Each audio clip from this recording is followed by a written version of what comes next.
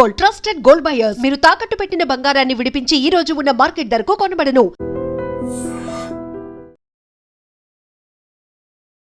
నమస్తే, welcome to I dream. ఢిల్లీలో జరిగినటువంటి బాంబ్ బ్లాస్ట్ మనకు తెలుసు. ఇప్పటి వరకు 12 మంది చనిపోయినరు. రద్దీగా ఉన్న ప్రాంతాలనే టార్గెట్ చేసుకొని ఈ బాంబ్ బ్లాస్ట్ జరిగింది. ఒకటి, దానికంటే ముందు 3-4 డాక్టర్స్ ని అరెస్ట్ చేశారు, సేమ్ ఈ ఉగ్రవాద కార్యకలాపాలకు సంబంధించి.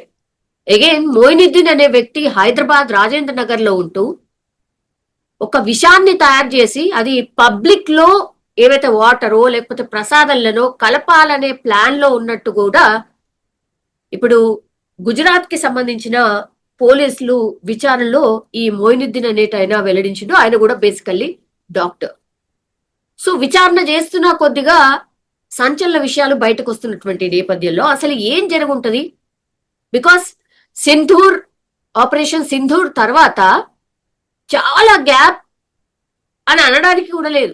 చాలా కొద్ది గ్యాప్ లోనే మళ్ళా ఇట్లాంటి ఇన్సిడెంట్ అనుకోవచ్చు. అది దట్టు అందరూ వివిఐపీస్ అందరూ ఉండేటటువంటి ప్రాంతం, అసలు మన పరిపాలన జరిగేటటువంటి ప్రాంతం ఢిల్లీని బేస్ చేసుకొని బాంబ్ బ్లాస్ట్ జరిగింది. మాట్లాడదాం. మనతో పాటు ఫారిక్ షిబ్లీ గారు ఉన్నారు, founder and president of minority హక్కుల పరిరక్షణ సమితి. సార్ నమస్తే. నమస్తే. Very very sad incident sir.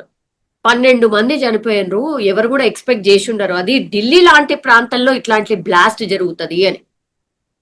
Sir, ఈ బ్లాస్ట్ వార్త వినగానే మీకేమనిపించింది? అందరికన్నా ముందు మీ ఐ డ్రీమ్ ప్రేక్షకులకి, అదేవిధంగా తమరికి అందరికి కూడా నమస్కారం అండి. ఏదైతే ఎక్కడైనా కానీ ఒక ప్రాణం కోల్పోయిందంటే మానవత్వం కలిగినటువంటి ప్రతి ఒక్కరు కూడాను దాన్ని ఖండించాల్సినటువంటి అవసరం ఉంటుంది. అండ్ దాన్ని ఖండించకుండా అటు ఇటు బేరీ చేస్తుంటే కనుక అతను మనిషి కాలేడు కూడాను. సో ఖచ్చితంగా ఏంటంటే ఏదైతే ఈ అంశం మన దేశ రాజధాని అంటే భారతదేశం యొక్క గుండెకాయ, అటువంటి ప్రాంతంలో ఇటువంటి సంఘటన జరగడం అనేది అత్యంత విషాదకరమైనటువంటి అంశం. దట్టు ఇందులో 12 మంది ప్రాణాలు కోల్పోయారు. నిన్నటి వరకు 9 అని విన్నాం, ఇప్పుడు మీరు చెప్తున్నారు 12 మంది అని చెప్పేసి. వీళ్ళు చనిపోయినటువంటి అందరికీ కూడాను మా యొక్క ప్రగాఢ సానుభూతిని, అదేవిధంగా ఎవరైతే క్షతగాత్రులు ఉన్నారో వాళ్ళందరూ కూడాను త్వరగా కోలుకోవాలని చెప్పేసి మనస్ఫూర్తిగా మైనారిటీ హక్కుల పరిరక్షణ సమితి నుంచి కోరుకుంటున్నానమ్మా. ఆపరేషన్ సింధూర్ అయింది సార్. మనం నిజంగా అంటే పుల్వామాకి ఒక రకంగా రివెంజ్ తీసుకున్నాము అని అనుకున్నాం సార్. అగైన్ మళ్ళా ఈ బ్లాస్ట్ గాని మొన్న దొరికినటువంటి డాక్టర్స్ మూలాలన్నీ కూడా మళ్ళా ఎక్కడో పుల్వామాకి కనెక్ట్ చేస్తున్నాయి సార్. ఎవరన్నా ఎక్స్పెక్ట్ చేసి ఉంటారా? అక్కడ ఒక లెసన్ మనం నేర్పించాము అని అందరం అనుకున్నాం, సంతోషపడ్డాము కూడా సార్, ఒక రివెంజ్ లాగా తీసుకున్నాము అనేసి. కానీ ఎక్కడ సార్ మళ్ళా ద సేమ్ మూలాలన్నీ కూడా పుల్వామా దగ్గరే కనిపిస్తుంది. ఒక్క అంశం అయితే నేను మీకు ఖచ్చితంగా చెప్పగలనమ్మా. అదేంటంటే ఇప్పుడు దాకా ప్రభుత్వం కానీ లేకపోతే మీడియా తరపు నుంచి కానివ్వండి స్పష్టత ఇది ఫలానా ఇష్యూ వల్ల జరిగింది, లేకపోతే ఫలానా ఇది ఒక రకమైన ఏంటంటే ఒక టెర్రరిస్ట్ చూసేటటువంటి ఏదైతే ఇది ఉందో దీనివల్ల ఇదైతే ఎస్టాబ్లిష్ అవుతుంది. బట్ ఇంకా still government has to clear the issue. అసలు ఏంటి, ఎలా జరిగింది ఏంటి అనేది స్పష్టత అయితే లేదు, as per the best of my knowledge. బహుశా నేను తప్పే ఉండొచ్చు, బట్ నాకు తెలిసినంత వరకు ఇప్పటిదాకా ఏంటంటే ఇది ఫలానా ఉగ్రదాడి లేకపోతే ఉగ్రవాదులు చేశారు అని చెప్పేసి ఎక్కడ కూడాను ఎస్టాబ్లిష్ కాలేదు. నెంబర్ 1. నెంబర్ 2, ఇప్పుడు మీరు చెప్పిన దానికి కాసేపటికి, ఎందుకంటే సిచ్యువేషన్స్ లేకపోతే రద్దీ ప్రాంతము, ఈ బ్లాస్ట్ జరగడం, 12 మంది అమాయకులు ప్రాణాలు కోల్పోవటం, ఇదంతా చూస్తుంటే ఏంటంటే ఖచ్చితంగా, ఎందుకంటే జనాల సాంద్రత ఎక్కువ ఉండేటటువంటి ప్రాంతం అది రెడ్ ఫోర్ట్ ఏరియా అనేది. అక్కడ ఇటువంటి ప్రాంతం జరగడం, అక్కడ మాస్క్ వేసుకున్నటువంటి వ్యక్తి దాని తర్వాత కారులో బాంబు పేలడం, ఇవన్నీ కూడాను ఇప్పుడు మీరు చెప్పినట్టుగా రసాయనంగా కొన్ని తయారు చేస్తున్నారని చెప్పేసి కాసేపటికి లెటస్ ఎజ్యూమ్ మీరు చెప్పినట్టుగానే. దానికి వీళ్ళకి బుద్ధి రాదా అంటే కనుక కుక్క తోక ఎప్పుడైనా కానీ స్ట్రైట్ అయినట్టు మీరు ఎక్కడైనా విన్నారా? చరిత్రలో లేదు. కాబట్టి కుక్క తోక వంకరేనండి. ఇటువంటి దాడులు చేసేవాళ్ళు లేకపోతే ఏదైతే దాయాది దేశం చేసేటటువంటి కుట్రలు కానివ్వండి, ఇవన్నీ కూడాను సహజమే. But still we have to wait and watch. నిజంగా ఏం జరిగింది ఏంటి అనేది బయటికి రావాల్సినటువంటి అవసరం ఉంది. ఒక ఎత్తు అయితే ఇంకో అంశం ఏంటంటే ఒకవేళ నిజంగా ఇది ఉగ్రవాద దాడి అయితే కనుక మన యొక్క ఇంటెలిజెన్స్ వ్యవస్థ మన భారతదేశం యొక్క గుండెకాయ లాంటి ఢిల్లీ ప్రాంతంలో ఇటువంటి సంఘటన జరిగితే ఎలా జరిగింది, ఎందుకు జరిగింది, ఎక్కడ ల్యాబ్సెస్ ఉన్నాయి? ఎందుకంటే గత 11 సంవత్సరాల నుంచి మేము టెర్రరిస్టులపై మేము ఏదైతే టెర్రరిజం ఉందో, ఇటువంటి భయంకరమైనటువంటి దాడులు ఏదైతే ఉన్నాయో వీటిపై మేము ఒక విజయాన్ని సాధించాము అని చెప్పేసి అనుకుంటున్నటువంటి తరుణంలో మొన్న జరిగినటువంటి ఈ ఆపరేషన్ సింధూర్ కి సంబంధించినటువంటి విషయం కానివ్వండి, లేకపోతే ఇప్పుడు జరిగినటువంటి ఈ అంశం కానివ్వండి, but definitely it has to be take some serious note and very serious concern దీనిపై తీసుకోవాల్సినటువంటి అవసరం ఎంతైనా ఉంటుంది. 8 years తర్వాత మళ్ళోసారి బాంబ్ బ్లాస్ట్ జరిగింది సార్, ఢిల్లీ సెంట్రిక్ గా. 8 years తర్వాత అంటే ఏం ప్రూవ్ చేద్దామని, ఏం చెప్పదలుచుకున్నారు సార్? ఇప్పుడు వాళ్ళు ఏం చెప్పదలుచుకున్నారు ఏంటి, లేకపోతే ఇది ఏంటి అనేది ఇంకా స్పష్టత లేదు కాబట్టి మనం దీనిపై ఎటువంటి ఊహాగానాలకి వెళ్ళటానికి అవకాశం లేదు. ఇది నేను మీకు ప్రత్యేకంగా నేను పదే నేను మీకు దానికి నేను అదే రిపీట్ చేస్తున్నాను. ఎందుకంటే ఇక్కడ ప్రభుత్వం వైపు నుంచి ఎటువంటి ప్రాపర్ ఇన్ఫర్మేషన్ అనేది ఇప్పటిదాకా లేదు. కానీ ఫరీదాబాద్ లో మొన్న జరిగినటువంటి రైడ్ లో 3000 కిలోల పేలుడు పదార్థం స్వాధీనం చేసుకున్నారు. అక్కడ కొంతమందిని అరెస్ట్ చేసిండ్రు, అందులో డాక్టర్స్ ఉన్నారు. అది అరెస్ట్ అయిన 2 రోజులకే బ్లాస్ట్. కోఇన్సిడెన్స్ అంటారా? ఇవన్నీ ఏంటంటే ఇవన్నీ పాయింట్స్ కనెక్ట్ అయ్యేటట్టుగా కనిపిస్తుంది. బట్ అఫీషియల్ గా మనం వేచి చూస్తున్నాం. మేము కూడా ఏంటంటే అసలు ఏంటి అనేది వేచి చూసి దాని తర్వాత దీనిపై మనం విశ్లేషణ ఇవ్వగలము. బట్ ఎనీహౌ ఇప్పుడు నిన్న ఫరీదాబాద్ లో ఎవరినైతే అరెస్ట్ చేశారో, లేకపోతే ఎవరి దగ్గర నుంచి అయితే ఇన్ని కిలోల పేలుడు పదార్థం కానీ లేకపోతే ఇవన్నీ ఏదైతే దొరికినాయో వీటన్నింటినీ కూడాను మనం ఖచ్చితంగా దాన్ని నేను ఎవరైతే ఇటువంటి పనులు లేకపోతే ఇటువంటి ఇది చేస్తున్నారో వాళ్ళని కఠినంగా శిక్షించాల్సినటువంటి అవసరం ఉంది. అండ్ దట్టు అసలు వీళ్ళ యొక్క మూలాలు ఎక్కడి నుంచి ఉన్నాయి, ఎందుకని చెప్పేసి వీరు ఇటువంటి కుట్రలకు ఉన్నారు అనేది కూడాను మనకి తెలియాల్సినటువంటి అవసరం ఉంటుందమ్మా. సార్ అక్కడ చూస్తేనేమో నిజం చెప్పాలంటే కూడా ఈ ఉగ్రవాదకు సంబంధించిన మూలాలే అక్కడ కనిపిస్తున్నాయి. ఒక నిమిషం పాటు అట్లా అనుకుందాం సార్. సార్ జనరల్లీ ఉగ్రవాదం వైపు ఎవరు మళ్ళుతారు అని అంటే జనరల్ పర్సెప్షన్ మీకు కూడా తెలుసు, చాలా టైమ్స్ మనం మాట్లాడినాం కూడా. ఎవరైతే బీద పిల్లలు ఉంటారో, వాళ్ళ ఫ్యామిలీలో అసలు డబ్బులు లేకుండా ఎవరైతే తిండికి కూడా దిక్కులేనటువంటి వాళ్ళు ఎవరైతే ఉంటారో వాళ్ళే ఎక్కువగా ఇటువైపు వెళ్తూ ఉంటారు అనేది ఒక పర్సెప్షన్ అనుకోండి, లేకపోతే ఒక చర్చ. నిజం చెప్పాలంటే కూడా నిజమే అది. కానీ ఇప్పుడు ఏకంగా డాక్టర్ వృత్తిలో ఉన్నటువంటి వాళ్ళు ఇట్లా పేలుడు పదార్థాలతో పట్టుబడితే ఏమనుకోవాలి? మీరు ఎడ్యుకేషన్ అనేది ఒక డిఫరెంట్ అమ్మా, కాకపోతే దీంట్లో మైండ్ సెట్ అనేది చాలా ఇంపార్టెంట్ రోల్ ప్లే చేస్తుంది. మైండ్ సెట్ ఏంటంటే ఒక రకమైనటువంటి మైండ్ సెట్ తో ఉన్నటువంటి వాళ్ళు ఎంత చదువుకున్నా కానీ వారి యొక్క ధోరణి అనేది మారదు. కాబట్టి దీన్ని నేను ఎడ్యుకేషన్ 100% ఎడ్యుకేషన్ ఏంటంటే మనిషిని ఒక మానవత్వం వైపుకి నడిపిస్తుంది. నేను దాంతో 100% అగ్రీ చేస్తాను. But at the same time ఎంత చదువుకున్నా కానీ మూర్ఖులుగా బిహేవ్ చేసేటటువంటి వాళ్ళు కూడాను సమాజంలో ఉంటారు. అటువంటి వాళ్ళలోనే వీళ్ళ యొక్క ఇది వస్తుంది. కాబట్టి ఇప్పుడు ఇతను డాక్టర్ చదువుకొని కూడాను ఈ రకంగా ఉన్నాడంటే కనుక మళ్ళా దీని వెనకాల ఉన్నటువంటి మర్మం ఏంటి, లేకపోతే ఇతని యొక్క ఫ్యామిలీ బ్యాక్గ్రౌండ్ ఏంటి, ఇతను ఎందుకని చెప్పేసి ఇటువైపుకి ఆకర్షితులయ్యాడు ఏంటి అనేది కూడాను మనకి తెలియాల్సినటువంటి అవసరం ఉంటుంది.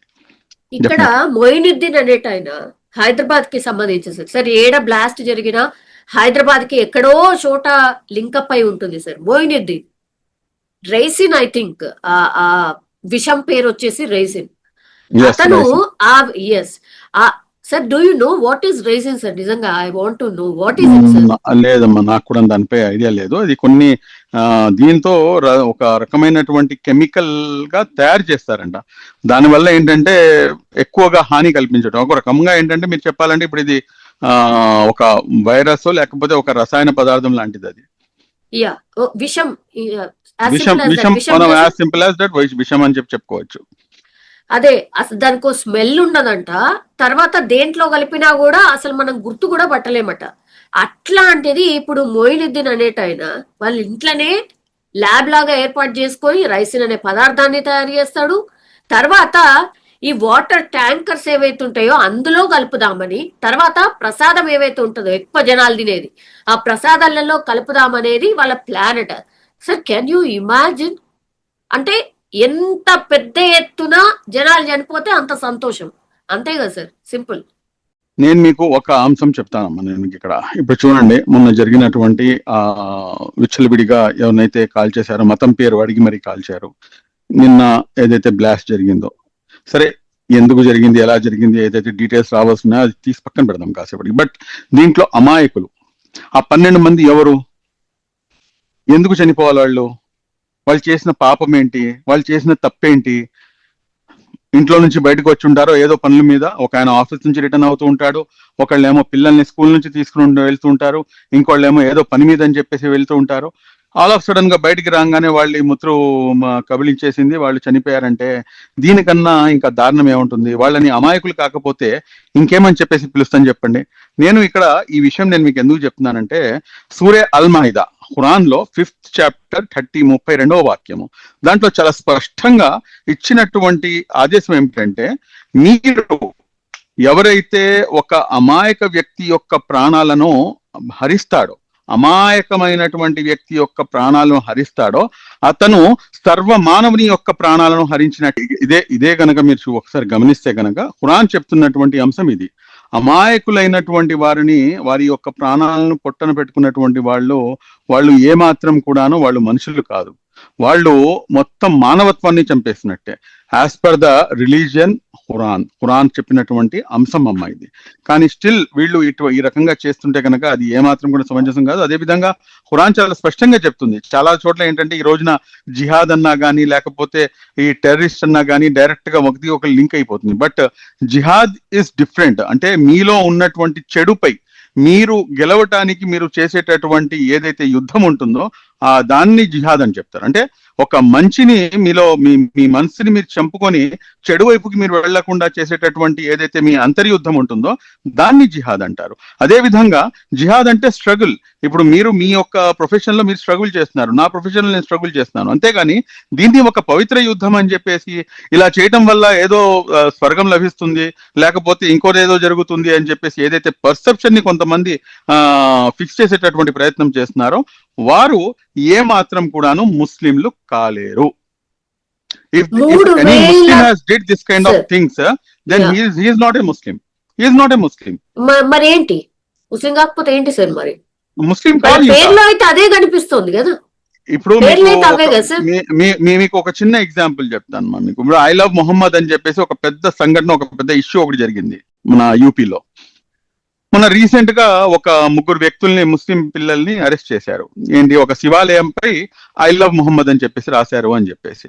సరే, తీరా దాని యొక్క వాస్తవాలను, పూర్వఫలాలను మొత్తం కూడాను తీసి చూస్తే ఏంటంటే, ఎవరైతే నాన్ ముస్లిం పిల్లలు ఎవరైతే ఉన్నారో, ఈ ముస్లింలతో చిన్నపాటి గొడవ జరిగితే ఈ హిందూ పిల్లలు వాళ్లే ఐ లవ్ మొహమ్మద్ అని చెప్పేసి శివాలయంపై రాసి ఇతను రాశాడని చెప్పేసి అతనిపై నింద మోపడం వల్ల వాళ్ళని అరెస్ట్ చేశారు. దాని తర్వాత నిజాలు నెమ్మదిగా ఒకటి బయటకు వచ్చినాయి. అంటే దీంతో దానికి ఎగ్జాంపుల్ అని చెప్పేసి కాదు. అంటే ఎవరైనా కానీ ముస్లిం అని చెప్పేసి చెప్పుకొని ఎవరైనా ఒక పని చేస్తే కనుక అది ముస్లిం చేసినట్టు ఏ విధంగా కూడా కాదు.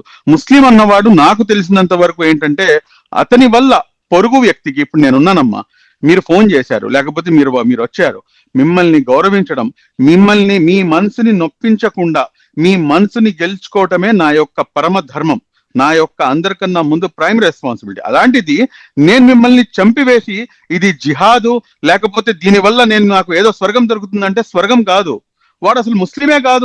వాడు ఇప్పుడు గడ్డం టోపీ వదిలేసి, గడ్డంను టోపీ పెట్టుకొని ఒక షరీఫ్ పైజమా వేసేసుకొని అతను వెళ్ళేసి అతను రోడ్డు మీద విచ్చలవిడిగా దాడులు చేసేసి నేను ముస్లింని కాబట్టి నేను ఎలా చేస్తున్నానంటే కనుక అటువంటి వ్యక్తి ముస్లిం కాడు. దానికి సంబంధం లేదు అసలు. 3,000 కిలోల ఎక్స్ప్లోజివ్స్ దొరికాయి సార్. ఒకవేళ అవన్నీ కూడా పేలుంటే ఏంటి సార్ సిచ్యువేషన్? ఎక్కడెక్కడ ప్లాన్ చేసి ఉంటారు సార్? ఇటువంటి వాళ్ళని వదలకూడదమ్మా. ఇటువంటి వాళ్ళని ఎవరైతే ఉన్నారో వీళ్ళని అసలు వదలకూడదు. వీళ్ళని ఖచ్చితంగా, ఎందుకంటే అసలు అందరికన్నా ముందు దీనికన్నా ఎక్కువగా ఇంకా కొన్ని, అంటే నేను ఇష్యూని డీప్ లోకి వెళ్ళదలుచుకోవట్లేదు. ఎందుకంటే ఇది కొన్ని ప్రాణాలు పోయిన తర్వాత దీన్ని మనం కొన్ని రాజకీయ విశ్లేషణలు వేరే విధంగా ఉన్నాయి. ఎందుకంటే మొత్తం భారతదేశంలో యొక్క పరిస్థితి, ప్రెసెంట్ ఉన్నటువంటి సిచ్యువేషన్ ఒక డిఫరెంట్ కైండ్ ఆఫ్ సిచ్యువేషన్ లో ఉంది. కాబట్టి చాలా మంది రాజకీయ విశ్లేషకులు దీన్ని ఏంటంటే ఒక డిఫరెంట్ వేలో దీన్ని ప్రొజెక్ట్ చేసేటటువంటి ప్రయత్నం చేస్తున్నారు. కానీ నేను దాన్ని అటువైపుకి తీసుకెళ్ళదలుచుకోలేదు. ఎందుకంటే వాస్తవాలు రాకుండానే నేను మాట్లాడటం అనేది ఒక ఏమంటారు రెస్పెక్టబుల్ సిటిజన్ యొక్క ధర్మం కాదు. కాబట్టి లెటస్ వెయిట్ అండ్ సీ అని చెప్పేసి నేనైతే ప్రెజెంట్ చెప్పేది. జనరల్లీ ఇట్లాంటి జరిగినప్పుడు సార్ క్లెయిమ్ చేసుకుంటారు, అంటే మేం చేసాము అని. ఇంతవరకు అయితే ఎవరు ఇందులో ఎక్కడ కూడా క్లెయిమ్ రాలేదు. రెండోది ఏంటంటే ఇది ఫలానా వాళ్ళు చేశారు అని చెప్పేసి కూడాను ఎక్కడ కూడాను మనకి ప్రభుత్వం వైపు నుంచి కూడాను ఎటువంటి డిక్లరేషన్ అనేది లేదు. ఎగ్జాక్ట్లీ. సో అంటే దాంట్లో సిఎన్జి గ్యాస్ సిలిండర్ పేలింది అని చెప్పేసి ఒక ఇది వచ్చింది ఫస్ట్. దాని తర్వాత సీసీ కెమెరా ఫుటేజెస్ బయటకు వచ్చినాయి. దాని తర్వాత మాస్క్ ధరించిన వ్యక్తి ఎవడో ఉన్నాడు అని చెప్పేసి అదొకటి బయటకు వచ్చింది. సో ఇవన్నీ దాని తర్వాత నిన్న ఫరీదాబాద్ లో అరెస్ట్ చేసినట్టు చేయటము, దాని తర్వాత ఇంత కిలోల ఎక్స్ప్లోజివ్ అక్కడ దొరకటము, ఈ రోజునే ఈ రకంగా ఇదంతా జరగడం, ఇదన్నీ ఏంటంటే అనుమానాలని బలపరుస్తుంది. బట్ స్టిల్ ఏంటంటే అనుమానాలే కానీ ఎటువంటి మీడియా ఛానల్స్ కానీ లేకపోతే ఎటువంటి ప్రభుత్వ సంస్థలు కానివ్వండి దీనిపై ఎటువంటి క్లారిటీ ఇంకా ఇవ్వలేదు. సార్ నిజంగా ఒకవేళ ఉగ్ర దాడి అయి ఉంటే సార్, ఒక నిమిషం అనుకుందాం, ఒకవేళ నిజంగానే ఇది ఉగ్ర కుట్ర ఉగ్ర దాడి అనుకుందాం సార్, ఎన్ని ఇంకా ఆపరేషన్ సింధూర్స్ అవసరం అవుతాయి సార్? మరి ఖచ్చితంగా ఆపరేషన్ సింధూర్ ఎన్ని కాదండి, కుకిటి వేళ్లతో వీళ్ళు ఎక్కడ ఉన్నా గానీ ఎటువంటి వాళ్ళైనా గానీ ఎంత పెద్ద వాళ్ళైనా గానీ ఏ మతం వాడైనా గానీ whoever it may be, see we as Indians we're all equal. Indians ని దెబ్బతీద్దామనో లేకపోతే అమాయకులమైనటువంటి ఇండియన్స్ ని నువ్వు చంపాలని చెప్పేసి లేకపోతే ఒక మతపరమైనటువంటి అంశాన్ని మనసులో పెట్టుకొని నువ్వు కుట్రలు చేస్తే కనుక వి యునైటెడ్ యాజ్ ఇండియన్స్, నువ్వు ఒకవైపు ఉంటావు. We all Indians and definitely we will give you the best answer. And మా ఆన్సర్ ని మా దేశ ప్రభుత్వం కానివ్వండి లేకపోతే ఈ దేశ ప్రజలు కానివ్వండి ఖచ్చితంగా సరి అయిన సమాధానం ఇవ్వాల్సినటువంటి అవసరం ఉంటుంది. ఏ రకంగా అయితే ఆపరేషన్ సింధూర్ లో మేమందరం కూడా రొమ్ములు విరిచి మనం రోడ్డు మీదకి తిరిగేటటువంటి పరిస్థితి ఏర్పడిందో అదే విధంగా ఖచ్చితంగా మా ఇండియన్ ఆర్మీ కానివ్వండి లేకపోతే ఇండియన్ పోలీస్ కానివ్వండి లేకపోతే మా ఇండియన్ గవర్నమెంట్ కానివ్వండి ఖచ్చితంగా వీరికి సరి అయిన గుణపాఠం ఒక సరి అయిన సమయంలో ఇస్తుందని చెప్పేసి నేను ఆశిస్తున్నాను. Thank you sir. Thank you, Fargar. Thank you. And for more videos, please subscribe to iDream. Please subscribe to iDream. Please subscribe iDream. And please subscribe to iDream. For more videos, subscribe to iDream. please like, share and subscribe to the channel. Congratulations, iDream. Subscribe to iDream. Subscribe to iDream. So subscribe to iDream Media. iDream ki iDream team andarki huge congratulations. Please subscribe iDream Media. Please subscribe to iDream. Subscribe iDream. Please subscribe to iDream. iDream అంటే నా కళల ఛానల్ను subscribe చేసుకున్న నోరు తిరుగుతలేదు, మీరైతే గంట గుర్తు కొట్టండి. For more such videos, please subscribe to iDream. Subscribe to iDream. Please subscribe to iDream. Please subscribe iDream Media. Please do subscribe to iDream. Please subscribe to iDream Media. For best entertainment and information, please subscribe iDream. And don't forget to subscribe to iDream.